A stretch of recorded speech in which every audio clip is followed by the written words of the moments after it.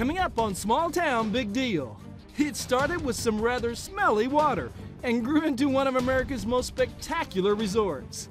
This was the Saratoga of the South. But even more amazing, thousands of guests never knew about the government scheme to save the nation right beneath their feet.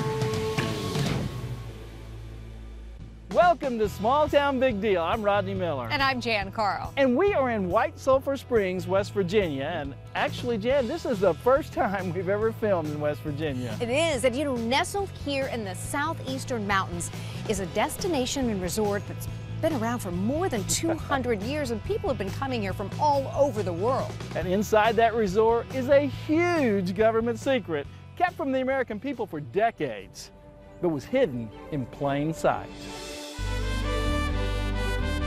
This is Greenbrier, a 700-room luxury resort surrounded by an 11,000-acre wonderland. They call it America's resort, but I'd call it world class. Make yourself at home. Thank you. Thank you. Right down to your left. Thank you. They have a gift for making everyone feel special. Ladies and gentlemen, taking care of ladies and gentlemen. You leave all your problems at the gate and you pick them up on your way out. You don't have any problems in here. We take care of all that. Guests at the Greenbrier are immediately blown away by the gracious and endless hospitality and in awe of the sheer size of this place. The property is situated in the beautiful Allegheny Mountains near the small town of White Sulphur Springs. It's just a 3-hour drive from Richmond and 4 hours from Washington, D.C. And besides the main hotel, the Greenbrier has 128 homes and cottages, 35 retail shops, 20 restaurants, and 5 golf courses. The resort even hosts its own PGA Tour event, a military classic at the Greenbrier. They also have 2 professional tennis events each year at a new 2,500-seat stadium. But if you're not into golf or tennis, get this, there are at least 50 other activities available. Swimming in their infinity pool, horseback riding, hiking, fly fishing, the list goes on and on. To me, this is one of the coolest activities. You can actually come to the Virtue Studio, watch a demonstration of glass blowing, or have your own private lesson and take home your own creation. And there's one other activity, and it's a must-do, a very unique tour.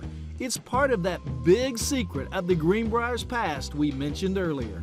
You see, for 3 decades, the Greenbrier offered very special accommodations to a unique group of VIPs who they themselves didn't even know it existed. The lodging was not private and looked more like Army barracks.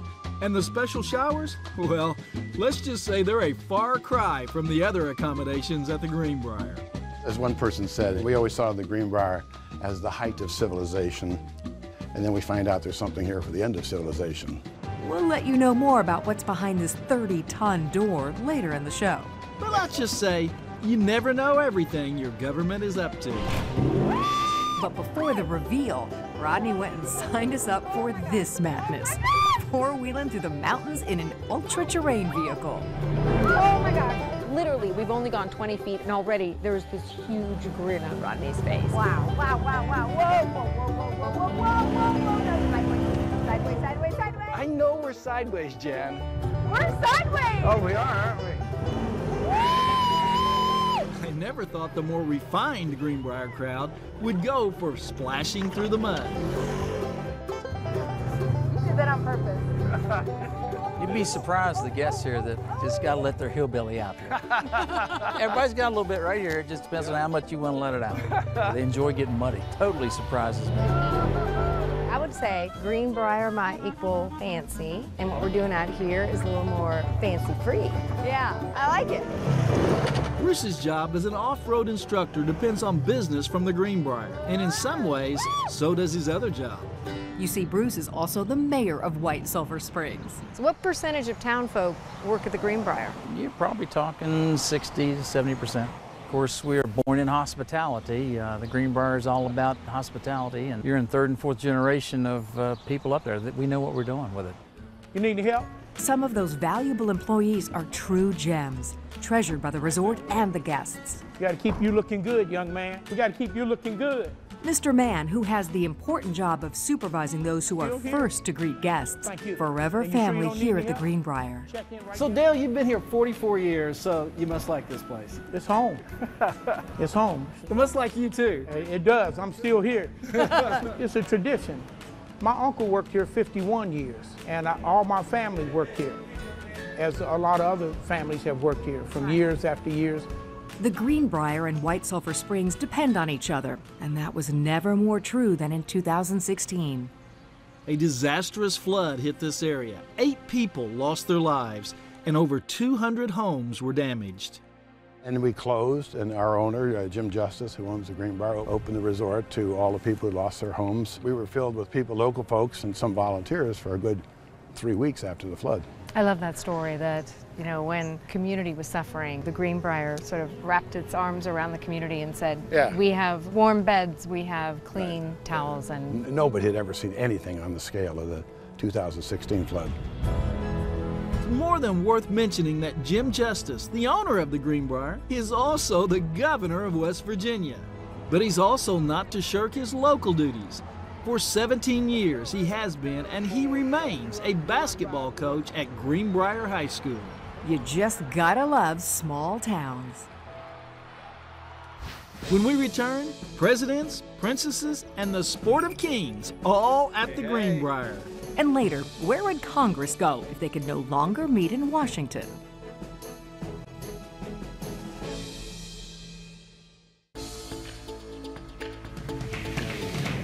Welcome back to Small Town Big Deal. We are still at the Greenbrier Resort in White Sulphur Springs, West Virginia. And behind us, what started it all, mineral water bubbling up from the earth, and a woman who back in 1778 just wanted to bathe in it. As the story goes, a certain Mrs. Anderson, like many of the early settlers, believed the water from the spring could cure all kinds of ailments. And that water has a high sulfur content, so think of the aroma of rotten eggs. Was the mineral water warm or was it just mineral water? It's cold, 62 degrees, so you drank it straight from the spring, and then they heated it to bathe in the water for arthritis and rheumatism and stiff joints. Folks eventually built cabins around the medicinal waters, and White Sulphur Springs became a vacation destination. For 30, 40 years before the Civil War, this was the great southern summer social road. This was the Saratoga of the South. Guests in the 1800s stayed in quaint summer cottages. Some are still in use today. The first hotel, which came to be known as the Old White, was built in 1858. Then, the largest boost came in 1869 when train service reached the resort. People from all over the country could now more easily visit. In 1910, the C&O Railroad actually bought the entire resort, and in 1913, the current hotel was completed. They built the golf course in 1914. Sam Snead becomes a pro here for many, many years. And the railroad owned it for 99 years. So they owned it from 1910 to 2009, except the Second World War, when this was an Army hospital. So it was all converted into a 2,000-bed hospital. And just shy of 25,000 soldiers came through here in 4 years. General Eisenhower came here several times to visit wounded troops, and a bronze bust of the president is still on display today. But he was by no means the only commander-in-chief to stop by. In all, 27 U.S. presidents have visited here. Yeah, it goes all the way back to Van Buren and Tyler and staying in one of these cottages out here. And nowadays they come here primarily for meetings, but yeah, it's still going. President Trump was here twice last year. For decades, visiting presidents stayed in the presidential cottage, which is now a museum. Royalty has also visited, including the Duke and Duchess of Windsor and Prince Rainier and Princess Grace of Monaco. We didn't see a prince or princess, but we did learn about a sport that was popular among ancient royals. By the Middle Ages, a lot of history is written about falconry. It started off simply a tool to gather food, believed to start in ancient China. They saw the natural hunters catching some of the same food they was attempting to catch. Birds doing a much better job of it. Cody Morgan is the Greenbrier's resident falconer.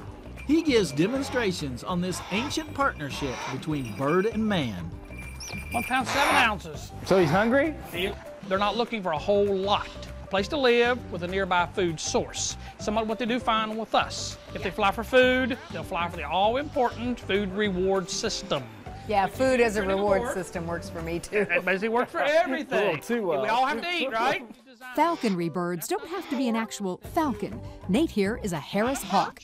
When he was released, that instinctive search for a meal kicked in. What do I see out here today?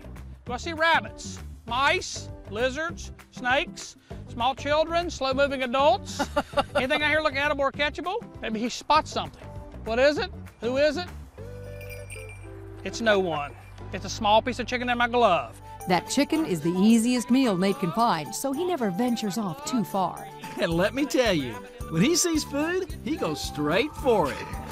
I had to close my eyes. I flinched. I had to close, I moved. I closed my eyes. A flinch is like this, but then, whoa, that's what you did.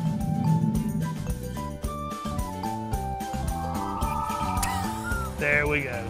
Yeah, he flew through us and I didn't even feel him touch us. Basically, he can fly safely through anything the little narrow body will fit through. So he put his wings behind. He rolls them over, he folds them back to protect the wings, extends the feet to come through and get that piece of food.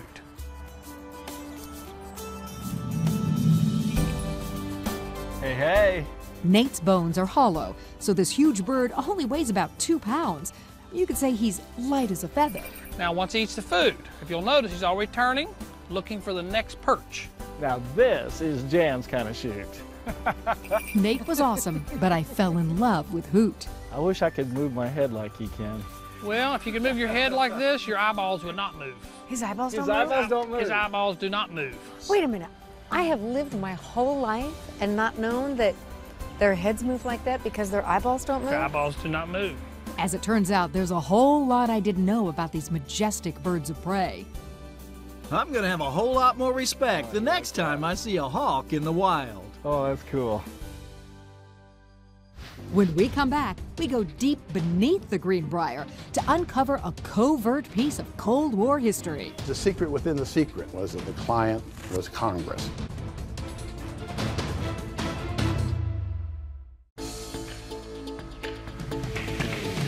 Welcome back to Small Town Big Deal from the incredible Greenbrier Resort in the mountains of West Virginia. We've covered the fact that there are endless things to do and see at the Greenbrier, but for more than 30 years, there was something very important going on here, seen by very few. This was the Emergency Relocation Center for the legislative branch of the federal government.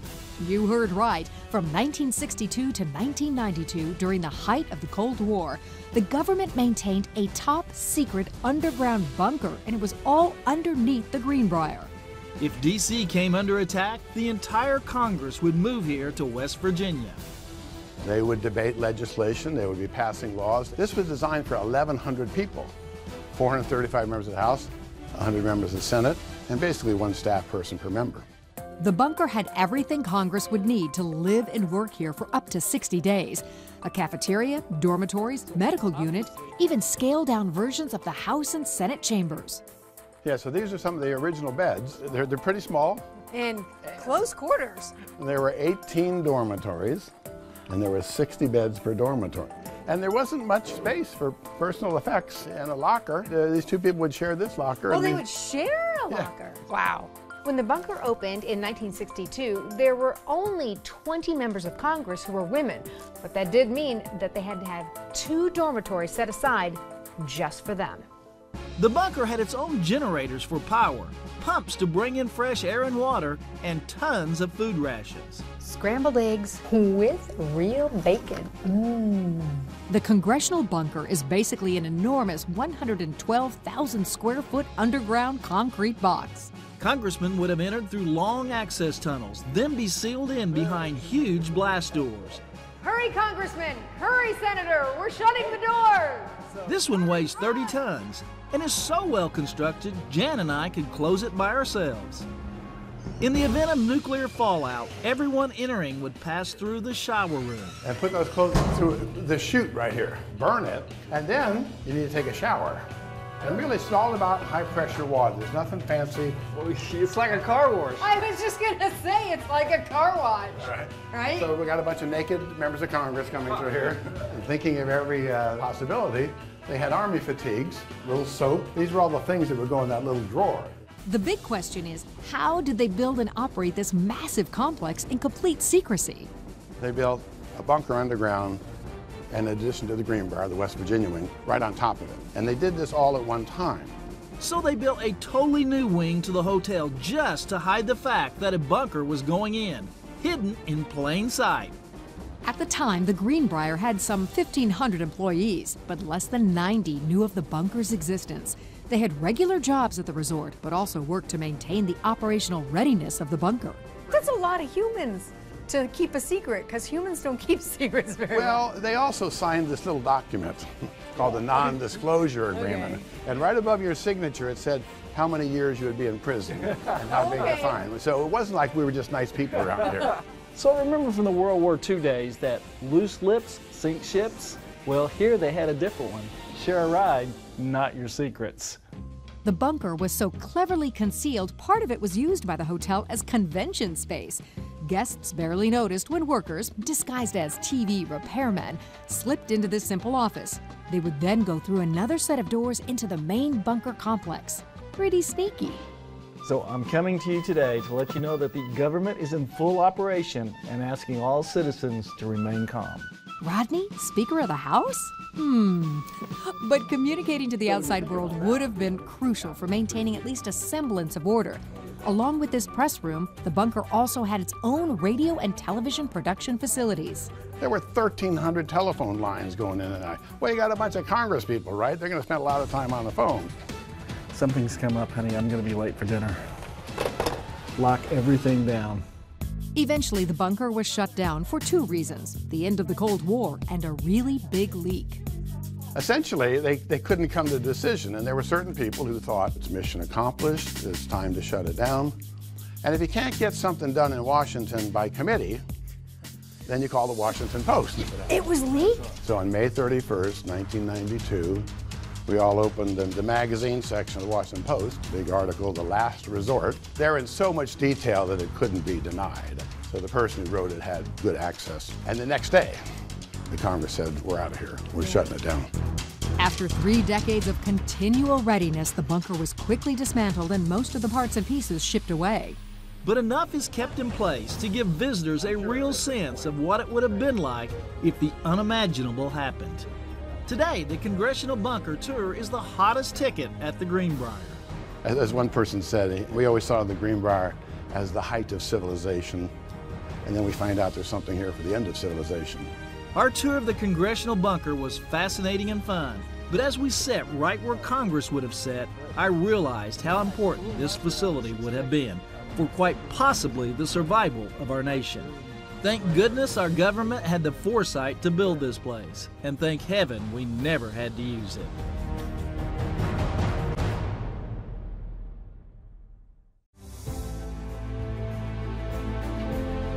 We hope you've enjoyed this episode of Small Town Big Deal. There is no doubt that the Greenbrier Resort is a big deal. I mean, first of all, falconry. Or off-roading in the Allegheny Mountains. But the highlight for us was undoubtedly the super secret underground congressional bunker. And as much as I love history, I'd still be in there if they let me. I think if they had rations there still, you would be. You know, it makes me wonder what super secret might be hiding in plain sight in your hometown. If you've got a story idea, please submit it to us, and don't forget to like us on Facebook. I'm Rodney Miller. And I'm Jan Carl. Join us again next week when once again we celebrate the great stories from across America. So when we first entered the medical part of the bunker, the guys on the crew thought this was a dental chair. It's not. Cleaned his plate really good. He went down and licked it. He's like you. He just wolfs it down.